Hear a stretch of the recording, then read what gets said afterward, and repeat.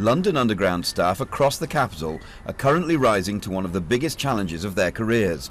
The 2012 Olympics will mean up to 1 million extra journeys on the tube every day, all overseen by the capital's Metro Authority, Transport for London. This plaque in White City on the site of London's first Olympic stadium shows that the capital has risen to the challenge of hosting Olympics before. In fact, the 2012 Games means that London Underground will be the first urban rail system in the world to be placed at the heart of Olympic transport for a third time.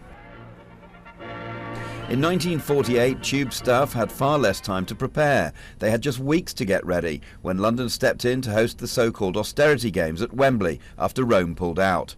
There was none of the glitz and glamour of today's games, but then, as now, the Tube had to rise to the challenge. The Games in 1948, of course, were really quite different again in that they were the austerity games. They were the ones that took place after the end of the Second World War. London Underground at the time, of course, did some rebuilding at Wembley Park Station, for example, because Wembley was the venue for the Games that year. And in 1908, the Olympics were held at White City, when the Central Line barely reached the stadium.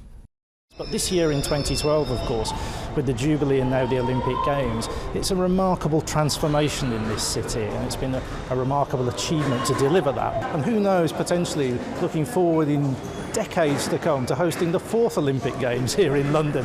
The Victorian Tube network of 1908 and 1948 has developed into one of the world's most efficient public rail systems, and with billions being invested, London will always be able to host global events.